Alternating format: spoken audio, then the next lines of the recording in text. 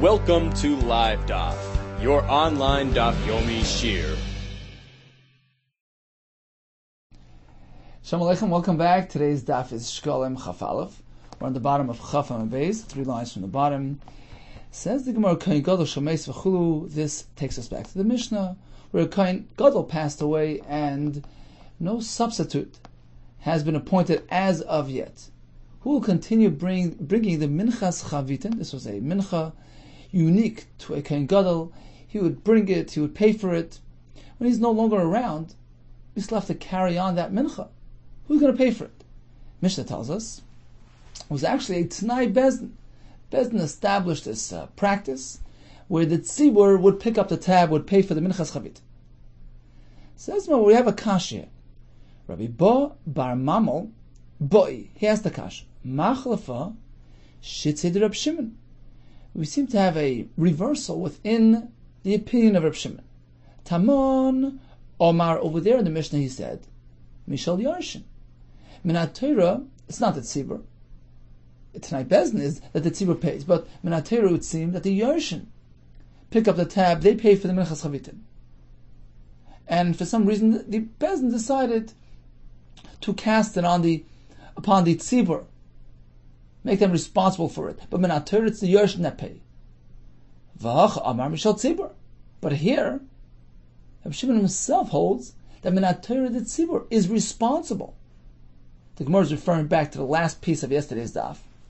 Reb Shimon said, Eino ba el Mishal Tzibur shenema chak oila. Minat Torah, the public, who has that eternal commitment to Hashem to bring that mincha, they pick up the tab, they pay for the minchas chavitin under these circumstances. So which one is it? Who's chayiv Minat Torah? The tzibur? As we heard from this discussion here, this brayso that we discussed at the end of yesterday's daf, or is it the Yarshin that pay mi'ikar hadin, as it sounds from the Mishnah on Amud Aleph, that it's only a T'nai Bezdin that the tzibur will pay, but mi'ikar hadin the Yarshin pay. We have a stira in Shitas Reb Shimon.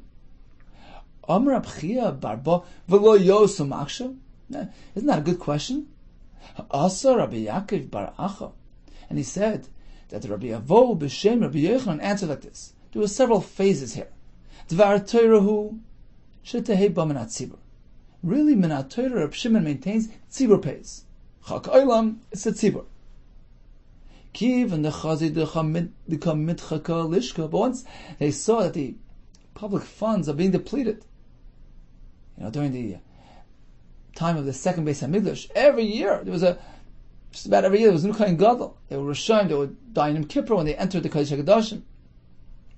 So this was a very common phenomenon. This was a yearly, annual occurrence, and perhaps it was a long span of time that there was no Kohen Gadol reappointed as of yet. And the tzibur just wasn't prepared for this type of expense. So the lishka was mitchaka, was getting things were getting tight. And they couldn't really cover this expense. Hayisi Aimer Yikbula min Yarshin. They decided, okay, the Yarshin will pick up the tab. Let's apply the chiv to them. Kivin the chazi the pashiba. Once they saw the Yarshin weren't really too eager and weren't too meticulous in fulfilling this chiv, especially the kohanim who were doing bayis sheni, they weren't the greatest tzaddikim, to say the least. And the children didn't really feel committed to their father's position, which wasn't really a legitimate position. He used to buy it off from the king. So the children didn't really see themselves as responsible for their father's obligations, and they neglected to pay for it. So what did they do then? Hiskinu shtei ba mitrumas alishka. Okay, so they reverted it back to trumas alishka, as is really meant to be so Minat Torah. And that explains our Mishnah. Our Mishnah, which says that it's a T'nai Bezdin that the tzibur should pay. So everything works out. Minat Torah, Reb Shimon holds the tzibur pays. We learned it from a pasuk, Chak Olam, Misha Bris Krusaloi, like we learned yesterday. It was getting difficult for the tzibur to pay for all these expenses. They decided to put the Yarshim in charge. It didn't work out. So we went back to the tzibur, and that's the T'nai Bezdin that's described in our Mishnah. Continues the Gemara. Okay, so we spoke about a Kohen Gadol who passed away, and somebody's going to have to bring another Minchas Chavitim, whether it's the Tzibur, whether it's the Yarshim. They'll have to keep the Minchas Chavitim going until the next Kohen Gadol is appointed. But we learned yesterday, this concept of splitting the flour, the Yisar, into two portions, that's unique to the Kohen Gadol. When he brings it in that manner. But if it's somebody other than the Kohen Gadol bringing it, no split takes place. They bring it as a full unit, a Yisar of Solis. Now the question is, would you bring it twice? A Yisar in the morning, a Yisar in the afternoon? Or is the main thing to bring a Yisar? So bring it once a day. Rabbi Yosi Amar, Rabbi Yehuda had this question.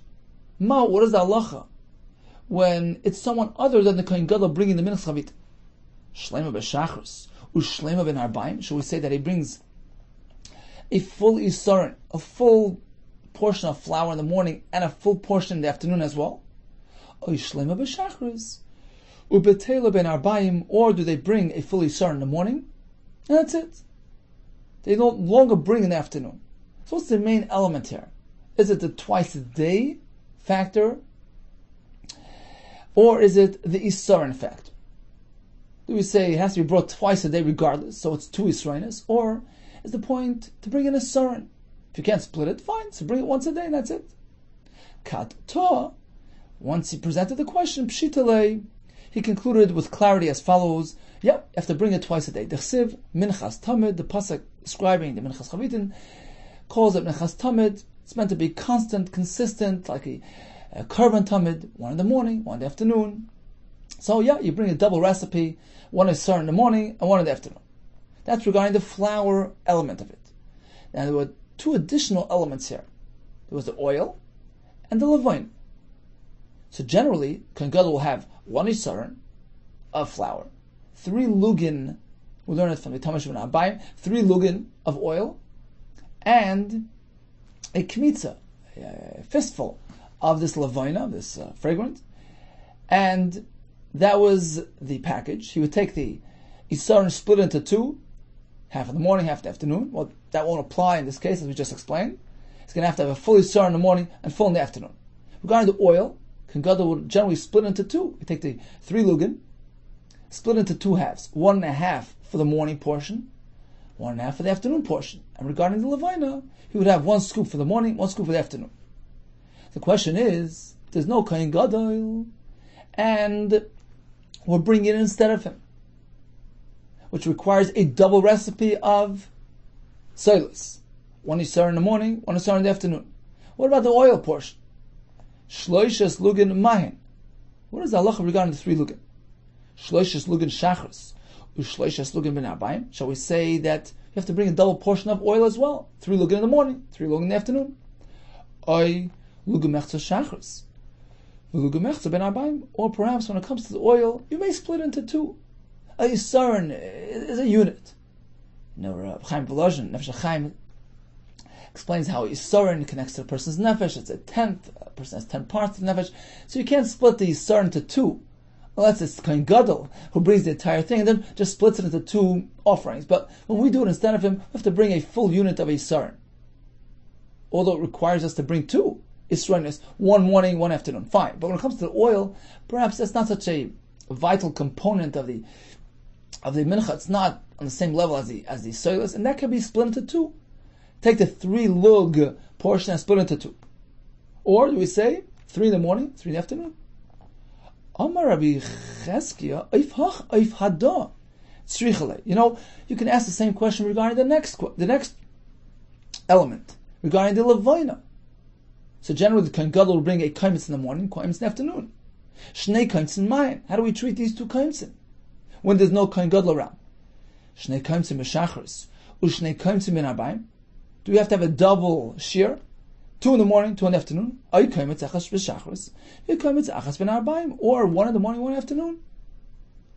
Rabbi Yosef, what are you asking about the kaimitz? Take a look at the source. How do we even know that the shiur by Levina is a kaimitz. How do you know that? From Minchas Choite, because by Minchas Choite, the Mincha that Mitzvah brings, the pasuk says he does a kmitza, and that's called the askara, the remembrance. And by Levina, we find that Torah relates it to this concept as well. Torah calls it an askara. We learn from there that a askara is meant to have a shiur of a kaimitz. Klum lomdu lekaimitz loy minchas choite. Haven't we learned the shiur of kaimitz by Levina from minchas choite? Okay, let's draw a parallel. Mala halon shnei kaimtzin afkan shnei kaimtzin. Just as over there, certainly you can use two kaimtzin. Mincha only has one kaimitz of flour. Afkan shnei kaimtzin. Why would you think that over here it's any different? Why would you double the shiur? So you have to follow the source. One kaimitz, no more. So one kaimitz in the morning, one kaimitz in the afternoon. Amar Bechizkiah. So he responded, well, what about the oil? You had the same question there. And think of it, where do we learn the shiur of Fri Jun? Klum lamdu shleishes lugan loy mitamish ben abayim. Haven't we learned it from Tamid? That over there we have 3 lugan, so Minchas Chavitin also has 3 lugan. If that's the case, then let's draw a parallel. Mala halon shleishes lugan, afkan shleishes lugan. Just as over there, all you need is 3 lugan in total. Here as well, Minchas Chavitin only has 3 lugan. So why did you have a shaila regarding the oil? You wanted to know whether it's twice 3 or take the 3 and split it into 2. Well, the same thing you told me regarding the Levina. Let's look at the source. Same thing regarding the oil. Let's look at the source. All you need is 3 lugan there. Why would you even think to double the recipe? 3 in the morning, 3 in the afternoon. Apparently it's not a real raya. Umma taman tzricha, just as when it comes to oil. Over there, taman, you had a shaila. Although the concept originates from Tamish ben Arbayim. That's where we learn the shiur of 3 lugan. But perhaps when you have 2 separate offerings, 2 separate akrabis of Minchas Chavitin, one in the morning, one in the afternoon, and each one has a full yisarn, perhaps you need a full shiur of 3 lugan per serving, per stage. So just as over there at Tzrichla you had a question and you couldn't figure it out. Afkan Tzrichla is something regarding Levina. Sure, the concept of a kaimitz by Levina is learned from Minchas Choite, but you have to apply it to our case, in our context. And perhaps over here, it's like 2 separate minchas. One in the morning, one in the afternoon. Each one requires a full shiur of 2 kmitzas. Okay, so let's just summarize. We learned about a Kohen Gadol passed away. Who takes over in the meantime? So according to Reb Shimon, Minat Torah, the tzibur would pay. It was moved over to the Yarshim when things got difficult, but then went back to the tzibur. As the Mishnah tells us, a T'nai Bezdin was established that the tzibur pays for it. Regarding the amount, so there are 3 parts. There's the soilus, the flour, the oil, and the levine. Regarding the flour, we are certain that it's a full yisar in the morning and a full in the afternoon. Regarding the oil and the levina, we're not sure whether we take the same shiur and split it into 2, or it's a double recipe. Continues the Gemara, Shelo Yehei v'chu. Mishnah tells us that Bezdin made a t'nai that if somebody misuses the efer paraduma, the ashes, there's no me'ilah involved. Rab Shmuel bar Nachman Moshe Yonasan, he said, B'din haya, Minat Torah, really? Sheyimalu ba. The halacha really is that there is me'ilah. Minat Torah, if one misuses the ashes of the paraduma. Ve'ein gazru, shelo yimalu ba. Chacham Geyser, there is no me'ilah there. It made like a hefker, and there's no, it's not considered like you're taking anything, like you're stealing from Hekdesh. That was his opinion. That's found in the Mishnah. There was a T'nai Bezdin to suspend the me'ilah by Efer Paradum. Says, how could you say that Minat Torah me'ilah applies by Efer Paradum? V'atani, we learned in a brayso, chatas. The pasuk describes the paraduma as chatas he. We learn from there, malamed shemayel and ba. If a person misuses the actual paraduma animal, there's me'ilah. Ba moyalim. Only in the actual animal is there me'ilah. Ve'ima alim be'efra. But there's no me'ila applied to the Efer Paraduma because it's already after the Hakrova. It's called Nasis Mitzvah. There's no longer me'ila there. Pretty clear from the Brisa that Minat Torah me'ila doesn't apply by Efer. Unlike Shmuel Bar Nachman who said Minat Torah, there's me'ila. Amar Avo, rather as follows: Berishona initially hayu mishtaq shekin. So really, Minat Torah there's no me'ila. Problem was that people would just use it for their own benefit. They would overuse it. They would abuse it. They would use it as a salve on their wounds, because Efer has this ability to heal. So they would misuse the Efer Paraduma. The Gazer Shimalbo. Therefore, Chacham decided, made a gzera, there is me'ila. Me'ila midrabban. You have to pay back the Karen. You have to pay a chaimish, no carbon, but there is me'ila midrabban.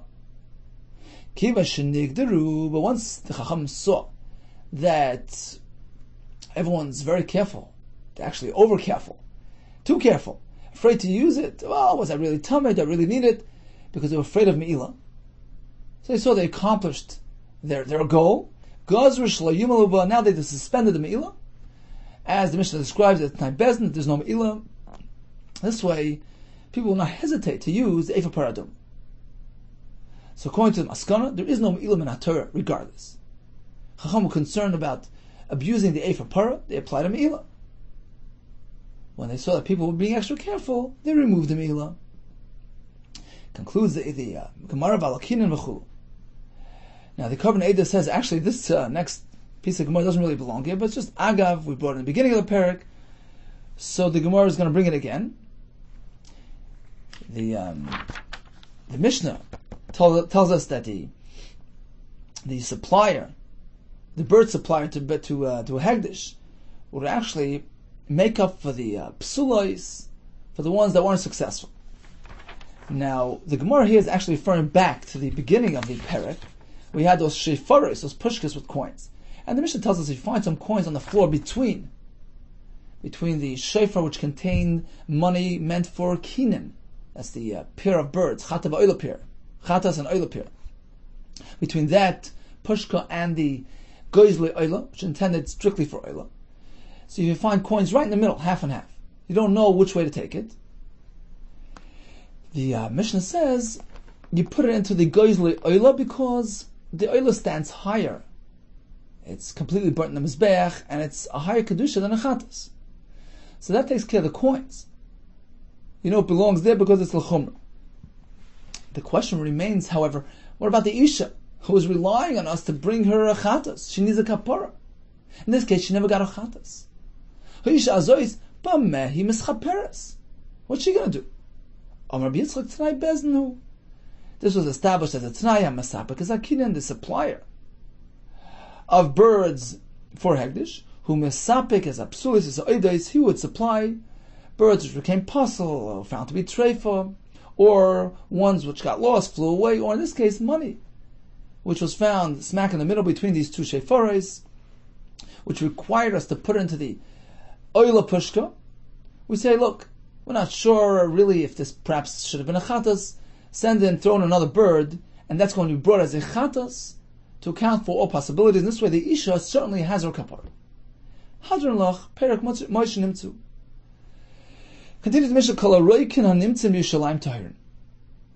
We know that saliva, phlegm of a zav or of a nachri, who the chachamim considered to be like a zav, these salivas are metameh. But the halacha is that stam roik, if it's unidentified, you don't know who it came from. That depends. If it's Yerushalayim, it's tar. Generally speaking, all over in other cities, we say even stam roik is tamei. The Rabban concerned, perhaps it originated from a person who's tamei. But in Yerushalayim, they suspended that gzera, perhaps because people were more careful in Yerushalayim with tumah, perhaps because there was such an abundance of kachim, they didn't want to bring about tumah unnecessarily to karbanis. So they suspended this gzera, this tumah. And therefore the Mishnah says, Kala rukin hanimtzim Yerushalayim tar. All rukin found in Yerushalayim considered to be tar. Chutz mishashoka elyon divrei Rabbi holds that there's an exception to the rule. Everything is Torah except for the roik found in the upper marketplace. The Gemara will tell us there was zavim that would congregate there, and therefore over there it's presumed to be tamei. Rabbi Yehuda, he adds as follows: throughout the year, when you find an unidentified roik in the middle of the road, it's presumed to be tamei, because throughout the year, even Yerushalayim, the ones who would walk in the middle of the street were the general population, which was not presumed to be tar.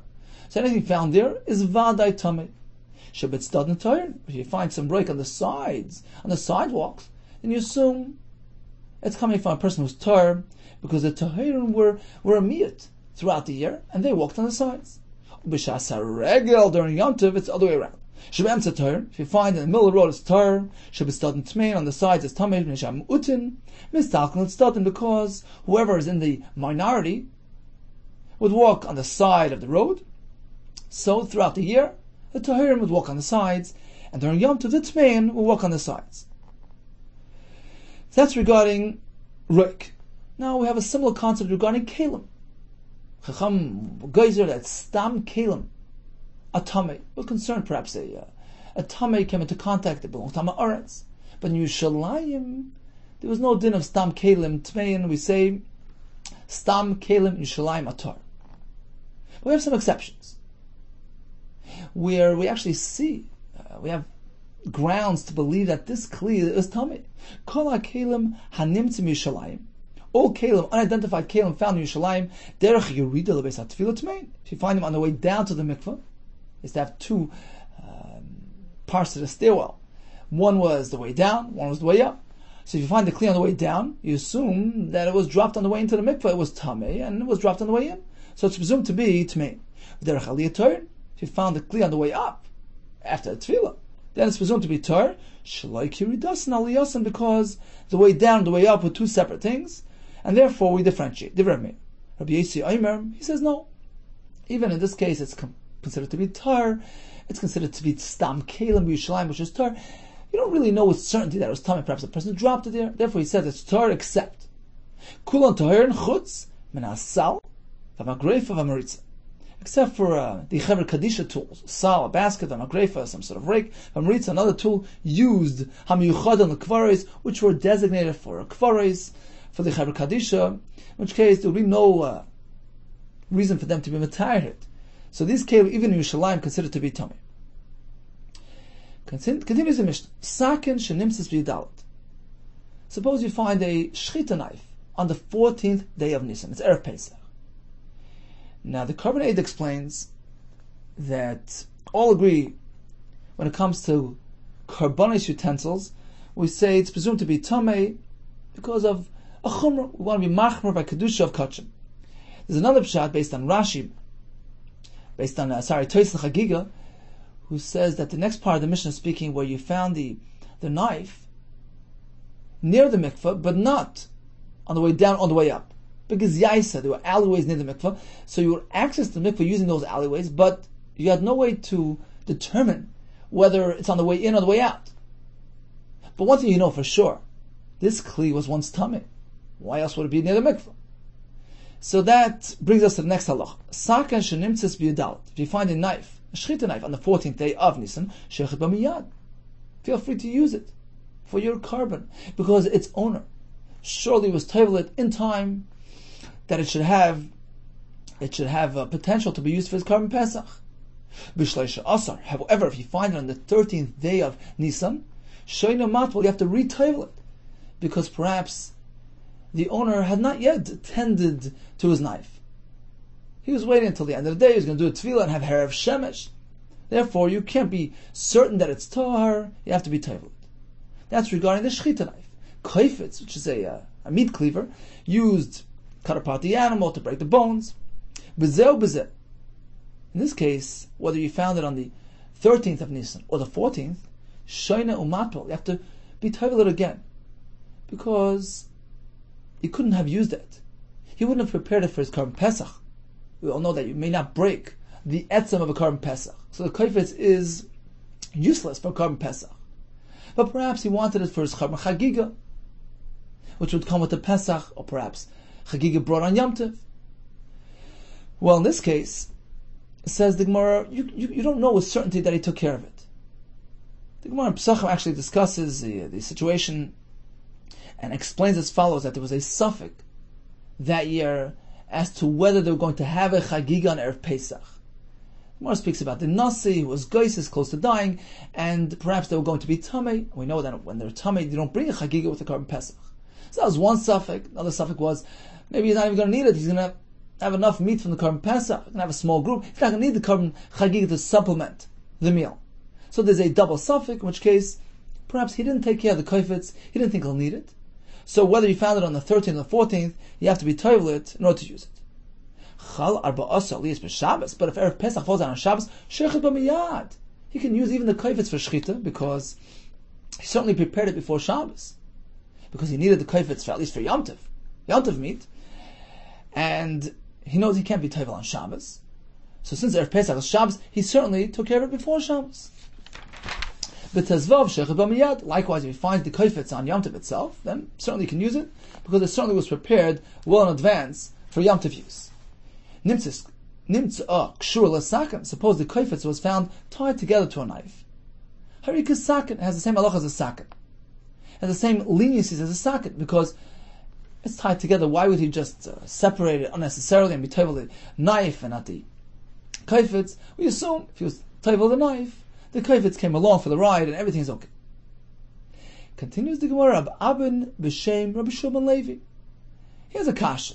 Mishnah begins with the halacha that all rukin, all saliva is found in Yerushalayim are considered to be Torah except for the ones found b'shukei elyon. Why? Why is that different? Rabbi Abin b'shem Shimon Levi answers like this. Katzran shel nachem ha'yisham. There was a laundromat. There was a launderer, a goyish, a launderer, and apparently there was some goyim there who would congregate, and we attribute the roik to the guy, and it has tumah. So that's why shukei elyon is different. Continues the Gemara, we're going to embark on a discussion which we actually learned already earlier in Masechah Shekelim. It's really just a chazara all the way down to 2 dots. Regarding dam nevel. We know that a nevel is matami. The basar nevel is matami. What about the dam nevel? Minatorah, there's no tumah. Dam is not basar. What about midrabanan?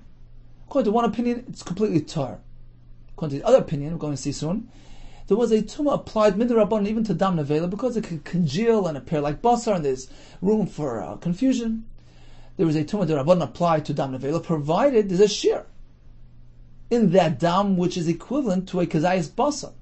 How much is that? A revius of dam, which when it congeals, turns into a shear kazayas, and it could be confused and mixed up michlaf with basar.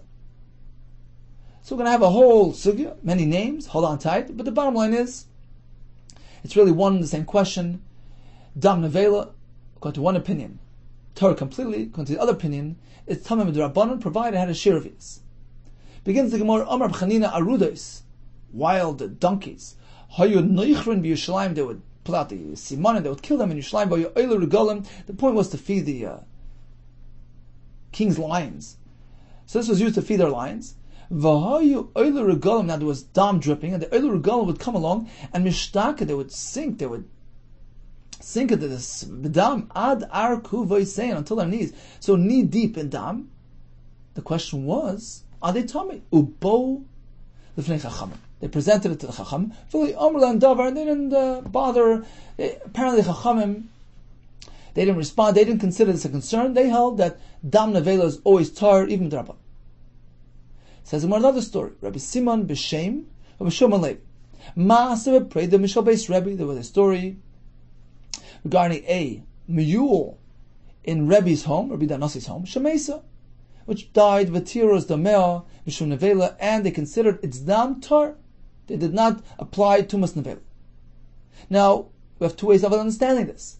Either it's completely tar, or it was tar provided it was less than a shear. Which way do we look at it? That's a shayla. Rabbi Lezer Shoel, he asked Rabbi Simon, Ad kama, until what point would they retire it? Meaning, it was a loaded question, meaning, is it tar for all time? Because there's no tumah, even d'rabbanan, on dam nevela, or it's because it was less than a shear. For Giva, he didn't respond. Shoel, Rabbi Shimon Levi, so he went to the source. Rabbi Simon was the one who quoted Rabbi Shimon Levi. So Rabbi Lezer went to the source, and he asked him the same question. And he responded, Amarle, Ad Revi'is Tar, Yosem Mekan Tomei. It was only Tar up to Revi'is. But past that, it's Tomei because Chacham applied a Tumah to Dam Nevela if it has a shear of a Revi'is, which can solidify into a Kazais.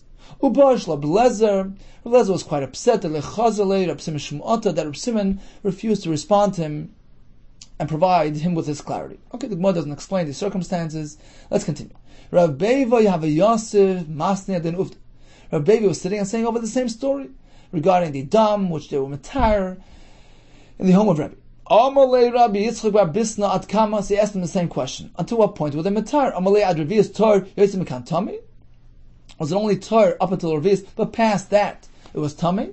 Meaning, I'd like to know whether it was a tahara all across the board, or was it really a tumah d'Rabbanan, provided it has a shear, or bought ben, he pushed him away, he didn't respond to him properly. Amalei Rab Zrika, so Rab Zrika admonished Rab Beiva, he says, Begin da v'sholach, just because he asked you a question, not bought ben, he pushed him away. Amalei, so he sort of answered, he was trying to excuse himself, he says, Begin da lo yahavos daitibi. It was just because I didn't have the proper mindset. I didn't have clarity. I couldn't relate to his question properly. So it wasn't something personal. I just didn't have the proper frame of mind. Why? The Omer Reb Chanan, is the passage by Teichacha. Your life will be hanging in the balance. What does that mean? A person who has insecurity regarding parnasa concerns. It's referring to a person who doesn't have his own source of grain, doesn't have his farm. He needs to come out to the supplier. Once a year he goes and he buys his grain. And his life is in a state of uncertainty. Perhaps the supply will run out of supplies, perhaps he won't have the ability to purchase. That's the next stage. We gripped with fear constantly. Is describing a person who buys his grain from a supplier once in a while, once a week. He gets it from the wholesaler, and that's involves an even greater measure of insecurity. Perhaps he'll run out of stock, etc. This is the worst case. You will have no trust, no security at all. It's referring to a person who needs to purchase from a baker. Once a day he goes to the bakery. Well, he doesn't know if they'll be closed today. They'll have bread for him.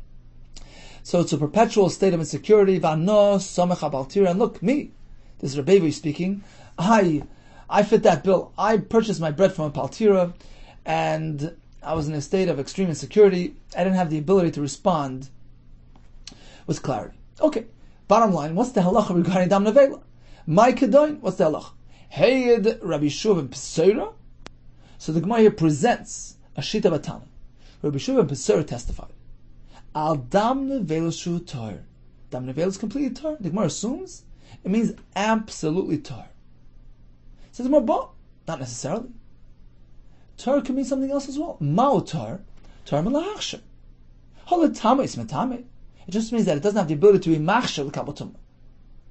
If a fruit would get wet with this from this dam nevela, it will not be enabled for tumah. We know that when produce gets wet from one of the shiva mashkin, 7 primary liquids, dam is amongst them, dam shchita, which is compared to water, then that fruit is now enabled for tumah. If a tumah touches it, becomes tummy. But this dam nevela is tar melachsher. It doesn't have the ability to be machsher something. It's not dam shchita. And that's all he meant, tar melachsher. Halatam is metame, but perhaps when it comes to being metame, yeah, dam nevela midrabban is metame. So you have no raya that he meant tar completely. Says Rabbi, we can't say that. Why? Taman taninan. Because we learned in the Mishnah Machshirin, dam ha'sheretz mitame kipsori. Dam of a sheretz, of a lizard, has the same degree of tumah as the flesh. The flesh is mitame with a shear of kadosha, the size of a lentil, and the dam has the same shear. And the Mishnah continues, mitame ve'nei machsher. Yeah, the dam is mitame, but it doesn't have the ability to be machsher. And the Mishnah concludes, this is one of a kind. We find no other precedent for such a concept, that dam is metame, but not machsher. Apparently, dam nevela can't have that quality. Mishnah clearly says, It's a one-in-a-lifetime phenomenon. Says the Gemara, no. When the Mishnah said that, it meant kishir to masa. What's unique about sheretz is that the dam has the same shir tumah as the basar. They're both lentil-sized. Shir kadasha applies to the sheretz, the basar of the sheretz, and the dam of the sheretz, because it's one entity, it's one mush. The dam, the basar go together. That's unique about sheretz.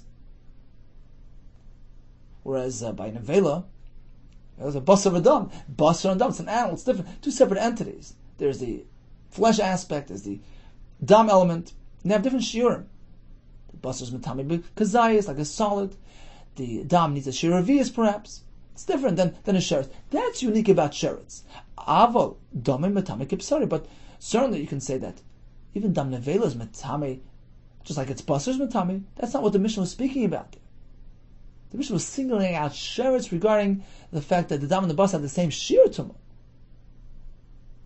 If that's the case, you can very well say that dam nevela is metame. It has different shir from its basar, but it is metame.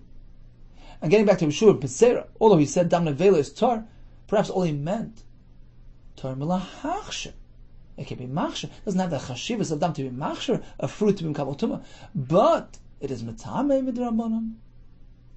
Oh, Rabbi Yossi, actually it's a machlokes between two Amoraim and two Tanaim. Pligi b'trein Amoraim. There's a machlokes between two Amoraim. Chad Amar Tamei. One maintained that dam nevela is tamei midrabanan, of course, provided it has a shir revius. But Chad Amar Tar, the other one maintained that it's tar completely. Ma'adam Natamei, Rabbi Yehuda.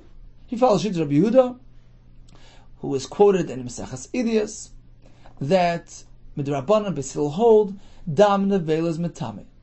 U'ma'adam Atar, he's following Rabbi Yehuda and Pesera. This was the mandama the Gemara presented Rabbi Yehuda and Pesera to the effect that Rabbi Yehuda holds tar completely. So that Amora follows Rabbi Yehuda and Pesera. There's no tumah at all by dam nevela. Amalei Rav Abduma the Menachusa. Rav Abduma from Menachusa told him, this is to Rabbi Yossi v'Yos. Right on, correct. To Rabbi Yehuda Muraina. Rabbi Yehuda was the Pesach, the Bein Nasiava, of the home of the Nasi of Rebbe. Meaning, we had a story before. We had prayed that died in Rebbe's home. And the Gemara explained that they will retire the dam, but only because it has less than a shear. Which indicates to us that in the home of Rebbe, they applied tumah to dam nevela. Now, who was the Pesach in the home of Rebbe? None other than Rabbi Yehuda. So it's pretty clear that Rabbi Yehuda is the one that holds tamei. So in conclusion, we have two shittas. We have Rabbi Yehuda who holds tamei. We have Rabbi Yeshua ben Pesera who holds completely tahor. And Rabbi Yossi maintains that there are two Amoraim who also disagreed with this regarding this halacha. One paskin like Rabbi Yehuda, that's tamei if it has shear. One holds like Rabbi Yeshua ben Pesera, that there is no tumah at all applied to dam nevela. Continues the Gemara, kol rukin v'chul. So it's actually a repeat of the Gemara earlier, because Mishnah says roik is always tahor in Yerushalayim, except for the ones found in Shekelim. Why? Loi kain Amar Rabbi Avo b'shem Beis Rechanina. Didn't he tell us? Loi gazru ala rukin sheb'Yerushalayim. Chacham did not apply tumah to roik found in Yerushalayim. So why do we say roik found in Shekelim is tamei? Ha'itmar alei Rabbi Abin b'shem Shum Levi. Didn't we explain on that? Rabbi Abin said name Shum Levi. Katzron shel Nachum hayasham. He explains on the Mishnah. Why is it that Shekelim was tamei? Because there was this Katzron, this launderer, where there was some goyim there, and since goyim congregated there, we assume that the roik originated from them and is tamei. Rabbi Yossi added, B'shar Yimos Hashana, throughout the year, Hatmein Malchin Shibolis. The Tmein would walk with the flow. Shibolis is like Shibolis Hanar. The main current consisted of Tmein, and therefore the roik found middle of the road is Tamei. But Tahirin, Malchim Natzad, and Tahirin would scamper to the sides, and everything found there is attributed to them. But Tahirin, Malchim Stam, suppose the Tahirin would just aimlessly wander into the middle of the road. Tmeim walking, they would say, hey, get away, get back to the side. So that was throughout the year. B'shas HaRegel was the opposite. HaTohirim Malchin Shibolis. During Yom Tov, everybody became Tor. So the Shibolis, the main flow of the Tor, But Tmein Malchan Hatzad, Tmein would stay on the sides. Tmein Malchan Stam, suppose that Tmein would wander into the middle. Toirin would turn to them and say, get back to the side. So this explains Rabbi Yosef's Shita. Throughout the year, anything found in the middle of the road is presumed to be Tamei, and during the regal, anything found in the middle of the road is presumed to be Tar. Mishnah says that Kelim which are found on the way down to the mikveh are presumed to be Tamei, even Yerushalayim. How could that be? Loi Kain, Omar Rabbo, B'Shem Rabbi Yehuda, didn't Rabbo tell us the name of Rabbi Yehuda? Loi Gazru ala Kelim, Sheba Yerushalayim. Chacham not apply it to Stam Kelim Yerushalayim. And since the Gemara here is different. Since they were found where? On the way down to the mikveh? It's pretty clear. That these Kelim were Tamei. It's not Stam Kelim. These Kelim were Tamei. And since they're on the way down, they're presumed to be still in a state of Tumah. Rabbi Yossi says, everything is Torah except for some specific items, these tools that were used by the Chevra Kaddish. We had the sal, the basket, the magrefa, the rake, and we had something called Hamaritza. Abashol hayikaira oisan tziporin. He called this last tool tziporin. Why? Mandam tziporin shayidemel tziporin. It resembled nails, meaning it was sharp, used to break bones if necessary. Mandam Hamaritza, the other one who called it a Hamaritza, Shemaritza se'evan beis hakfaris, was used to carry, to transport the stone over to the beis hakfaris. In any case, these were tools used by Mason and are presumed to be Tamei. The Mishnah concludes that if a kaifetz was found and it was connected to the sakin, we assume it has the same status as the sakin. Tni, the Brisa gives us another halach. Suppose you have a knife.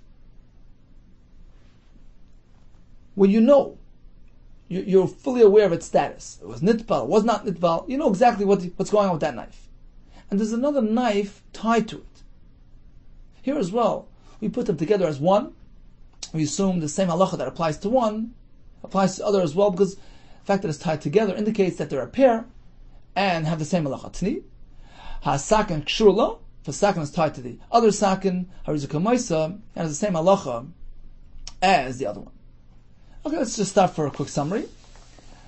We learned that generally speaking, stam roikin found are considered to be Tamei. Stam kelim are considered to be Tamei. What about Yerushalayim? Stam is tar. So when we speak about roikin, it's tar except, according to our mayor, roik found in Shekelim because there were some zavim that would congregate there. Rabbi Yossi adds, if you find the roik in all the road throughout the year, presumed to be Tamei. That's not stam, that's vade. On the sides of the road, that's considered to be tar. But b'shas haregel, in the road, we assume it to be tar, and the sides of the road we assume to be tamei. Regarding kelim, generally we assume stam kelim and shleim are tar, except if you find a derech yerida lebeis hatfila, or according to Rabbi Yossi, these tools, the sal, the magrefa, and the maritza, which are things that the Chevra Kaddish would use. Regarding a knife, we discussed earlier, some say that this is a chumrah applied to tools used for karbonis. Some have different pshat, was speaking that it was found near the mikveh. In any case, if you find a knife which can be used for shchita, if you find it in Erev Pesach, it's presumed to be completely tar. If you find it on the 13th day of Nisan, then we don't know with certainty that it was nitbal as of yet, and therefore you have to be toivel if you want to use it tomorrow. If you find a kaifetz, which is a meat cleaver generally used to break apart bones, in either case, whether you found it on Erev Pesach or the day before, you cannot use it. Because who says the owner prepared it in time for Pesach? However, if Erev Pesach happens to be Shabbos, in which case you know he prepared it beforehand in order to use it on Yom Tov, or if Erev Pesach, or if the knife, the kaifetz, was found on Yom Tov itself, in both cases you know with certainty it was prepared well in advance, and go ahead and use it for shchita. Continues the Mishnah, paroiches shenitmes b'vada tumah. Suppose the paroiches, we're speaking about the curtain, for instance, the one hanging at the entranceway of the heichal, which was 40 amas high, 20 amas wide, it became tamei. Shenitmes b'vada tumah. B'vada tumah is generally a term used to describe a rishon l'tumah or a sheni l'tumah. We're speaking that it's only a tumah d'rabbanan, because keep in mind that a rishon l'tumah cannot be matame ikli min haTorah. So we're speaking that it was only mekabel tumah d'rabbanan, like a mashkin tmeim, which is matame even a kli d'rabbanan. So this tum is not so stringent. Matbilin oisa befnim, you can be toivel the parechas in the Beis Hamikdash. Umachnisin oisa miyad, and immediately you bring it back to its place and you hang it up. There's no need to wait any further.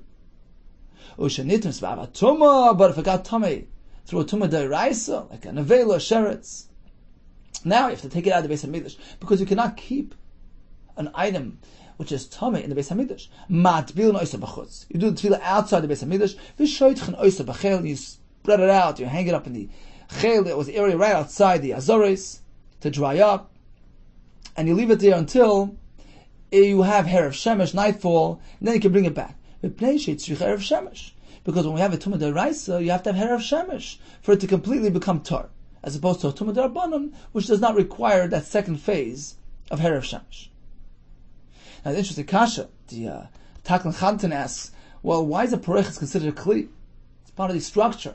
Why is it a kli? Why is it a kabel tumah? So he says because when they would travel in the Mishkan, they would travel in the Midbar, and they would fill up the parechas with kelim, so it's considered a kli, and from then on the parechas assume the status of a kli and can be makabel tumah. Continues the Mishnah, suppose it was a brand new parechas, and it was pretty. Shoitchen oisa al gaga itztua. So after we tovel it, you would have to find a huge mikvah for it. And Farshim say perhaps they use the Yamsel Shloima, which was a huge pool, which could accommodate the parechas. So afterwards they would hang it up to dry. Shoitchen oisa al gaga itztua. They would lay it out on the roof of this structure on the Harabayis, Kadesh Yira Omes Malachta, so you know that the people can come observe it and see how beautiful it is. How would they make the parechas? Parechas oivya tefach. It was a tefach thick, because the threads used were very, very thick threads. Al shivim b'shtayim nimim nereges. It was woven using 72 threads. So it had 72 rows. Al kol nima v'nima chavdal tchutin. Each one of those threads were 24 plied. The Gemara will go into it. Orka mem amma, it was 40 amas long, v'roch b'chav, and 20 amas wide. Umeshmoinim ushtayim riboy hoysanasis. Some explain it's referring to the cost. 82 riboy, 82 times 10,000, so 820 dinar is what it cost. Ushtayim oysin chalshana, they would make 2 a year. Ushloish meis kahanim, matbilin oysa, they needed 300 kahanim to carry to the mikveh. So how do we get to a thread being 24 ply? Explains the Gemara. Because the pasuk about the parechas says that it was made of 4 different colors: tchelis, blue, and argaman, purple, telashani, red, and sheish, linen. So there are 4 different colors involved in the weaving here. And the pasuk says was mashzar maseh choshev. What does that mean? Ilu amar chut. The pasuk would only say the word chut. Chut means a thread. Echad kafel shnayim, just a double ply thread, 2 strands spun into a thread. If it would say shazur, I'll take it a step further. Lishleisha, that would indicate triple ply. Mashzar, that's double shazur. Lishisha, that indicates a 6-ply thread made of 6 strands. Okay, so the mashzar is what's used for the parechas, but you need arba mikan. Here we have 4 different varieties, different types, different colors. Each color had to have this mashzar thread. Ha'esrim rabba gives us a total of 24 strands in this thick thread. It has to be mashzar, which is 6-ply. Each min has to have that, so it's 6 times 4, giving you a very thick thread, 24 strands spun into one. So that's the opinion of the Mishnah, that it had 24 strands. We have a brayso which goes further. Tani, Shleishim Shtayim, had 32 strands in each thread. Why? Ilu amachut, the pasuk would only say chut, echad kavel shnayim, would indicate a 2-ply thread. Shazar means double. La'arba, instead of 2, it's 4-ply. Mashzar, double that. L'shmoina gives you 8. Fine, so mashzar means 8. Now how many colors do you have? 4. Arba mekan, hatlasim v'train, 8 times 4 is 32. Tana, where Bryce takes it a step further. Arba mishmoina, it was 48 ply. Ilu amachut, if I only say chut, echad kafel shnayim, that would indicate a double ply thread. Clear, if we say clear, that's a braid. L'shloisha, 3 strands. Shazer, that's double that. L'shisha would indicate a 6 ply thread. Mashzar, that's double. Lishneim asa, that teaches us that the thread had 12 strands spun into one. Okay, so that's per min. Arba mekan, you have 4 different varieties. Gives us a total of ha'arbaim v'tamanya, 48 strands in total per thread. That's how we get a thick pareches, a tefach thick. You use such thick thread, so it ended up being quite thick. That's regarding the type of thread. How was it woven? What method was used? So the pasuk here says maseh choshev, some sort of advanced, intricately designed type of weave. Now, what exactly is that? We find elsewhere describing a different thing used for the Mishkan.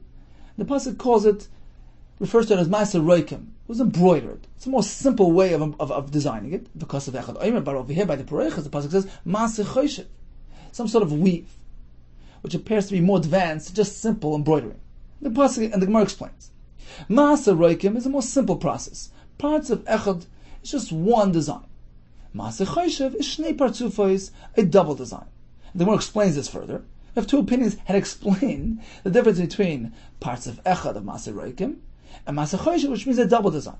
Rabbi Yehuda, Rabbi Nechemia, Dana Machlekes. Chadam, I want to explain like this. Ma'aser Roikim represents a most simple method of design. Now there's a girsa here of the Mishnah Melech which goes like this. The Ma'aser Roikim is Ari Mekan, that a line on one side of the material, V'cholach Mekan, and the other side is just blank. That's parts of Echad. Only one design on one side.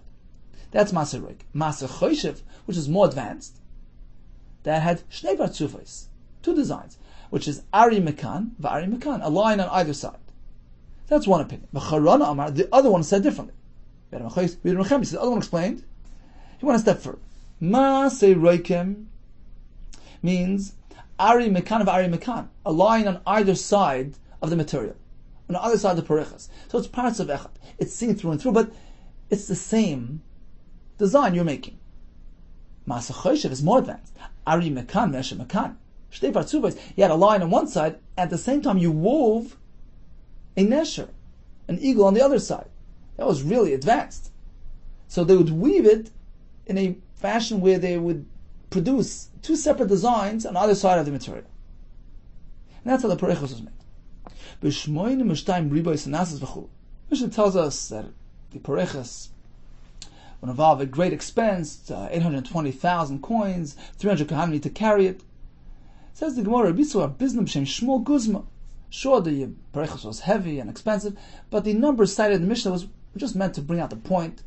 Their numbers are not exact, just exaggeration. Taman Taninan, we find elsewhere as well in the Mishnah,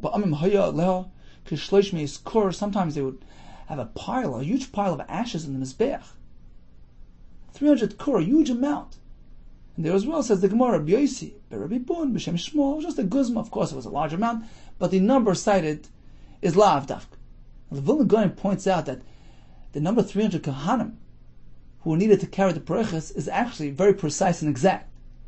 Because the perimeter of the Parechos, which was 40 amas by 20, so the perimeter equaled 120 amas. Right? 40, 20, 40, 20. 120 amas at the edge.